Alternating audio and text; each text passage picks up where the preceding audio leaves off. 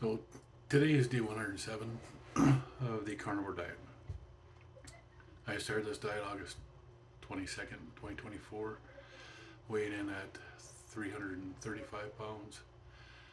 On Sunday, last Sunday, day 100, I weighed in at 282 pounds.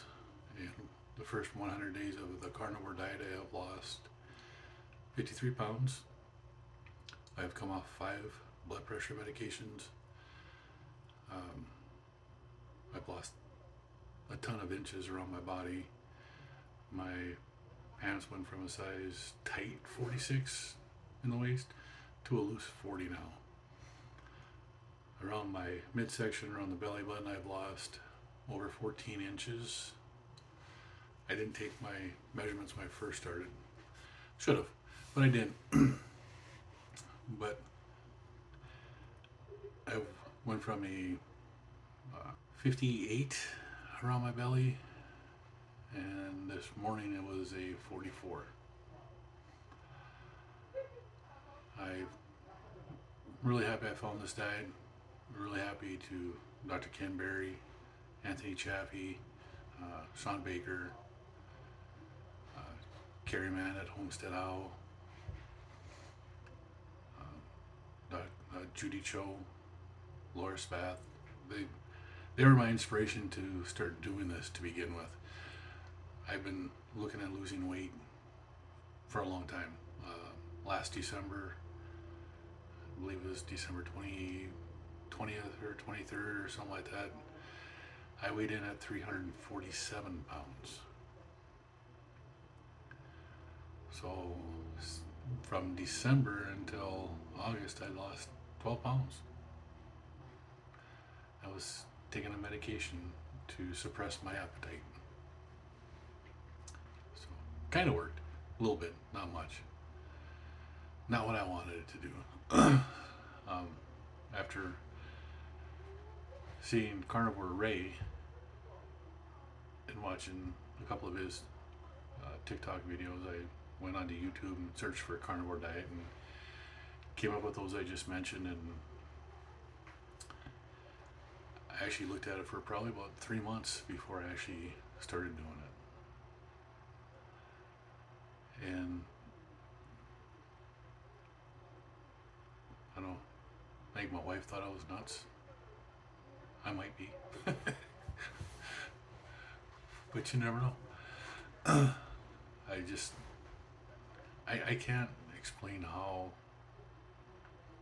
easy this diet is. And it's not a diet, it's a lifestyle.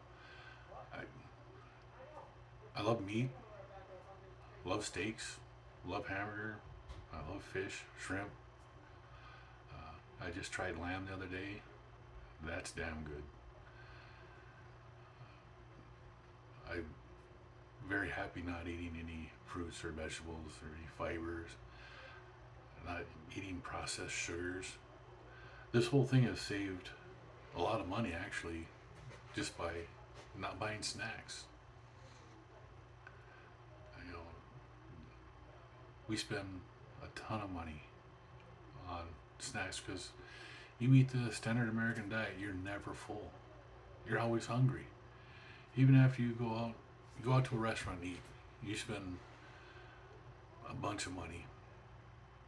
I mean, especially now, two people can't go out to eat for less than $50 at anywhere decent. I mean, even McDonald's, you go to McDonald's and you're spending $35, $40 for two people. It's just crazy. But I can come home from, I get up in the morning. I get up early. I work very early in the morning. I work 12-hour shifts. I get up in the morning. I get ready for work. I make my breakfast. 6 to 8 eggs, half a pound of ground beef,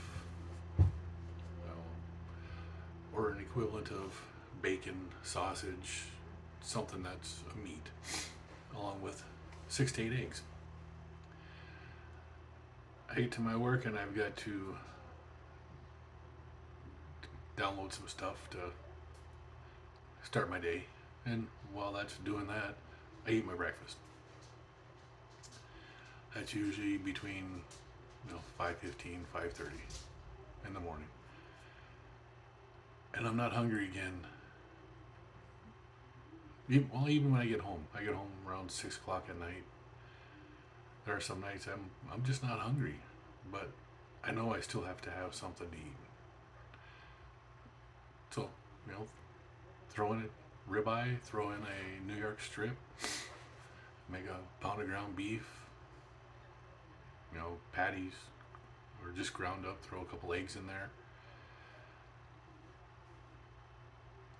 I haven't been tracking my calories I take in. I have been tracking my fats, trying to keep it between getting my calories 80% to 70% from fat and 20 to 30% from protein. I prefer, my body feels better when I'm doing it more from fat. If I'm doing 80% of my calories from fat, my body feels better. So I know I can go back on my app that I'm tracking my fat and protein on, and I can look.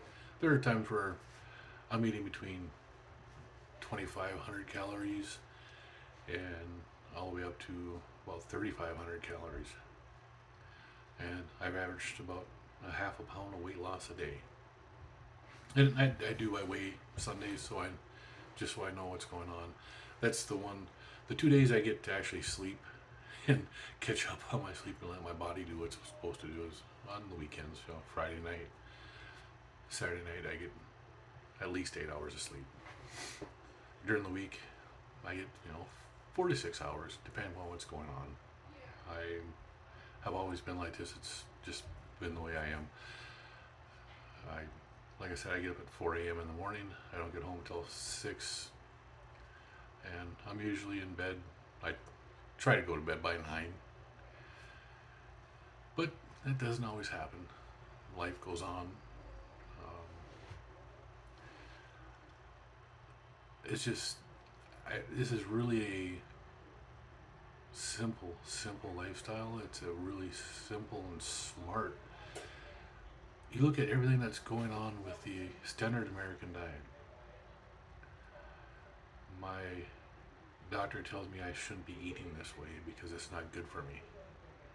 Okay, but the standard American diet was, I ate in a calorie deficit on the standard American diet and I gained weight. I ate processed foods. I ate breads and grains and fruits and vegetables. I didn't drink a lot of my calories. I've done this for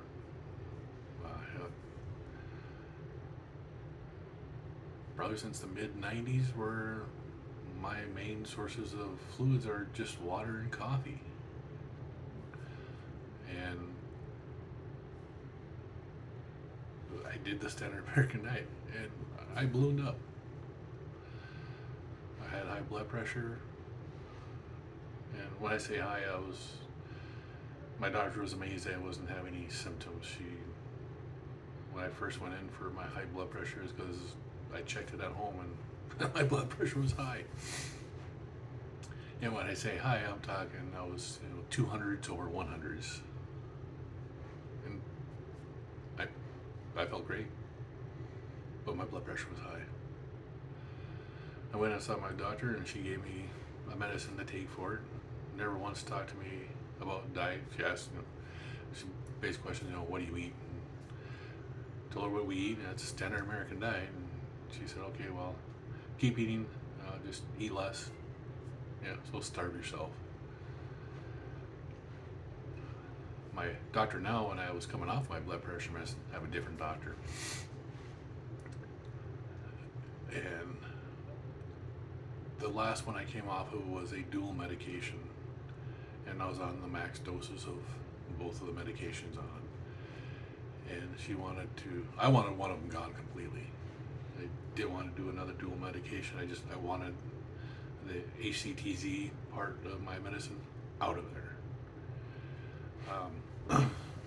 It's a water pill, and it works to reduce your blood pressure, but it also has some other side effects that they don't tell you about and they don't mention ever.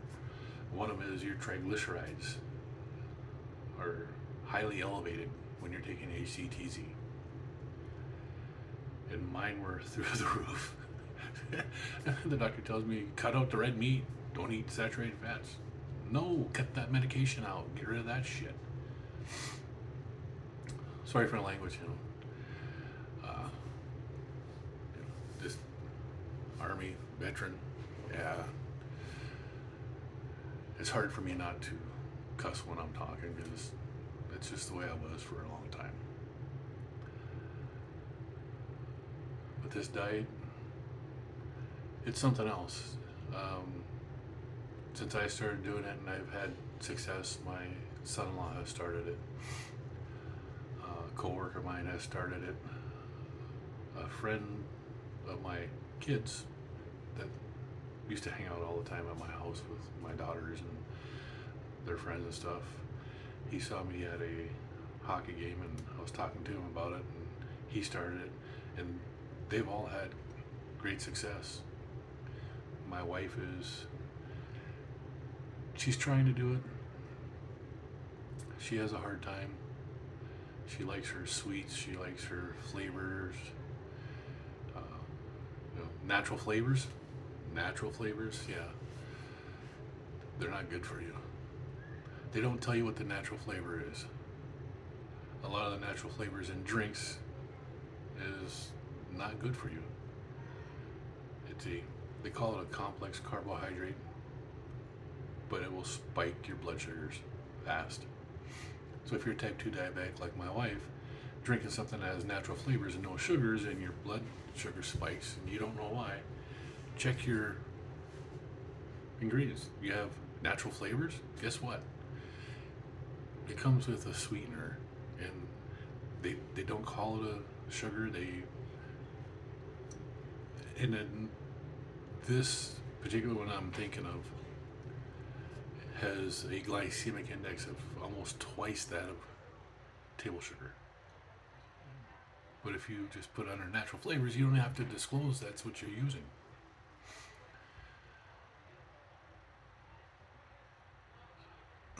So I have have a lot of stuff I want to say, but today's just a first video. Again, there's TikTok creators, YouTube creators that are doing this. They're having a lot of great success. Carnivore Ray, love that guy. It's just his whole attitude, his whole upbeatness, and everything he does is just, the way he presents everything is just really great. Love Carnivore Ray.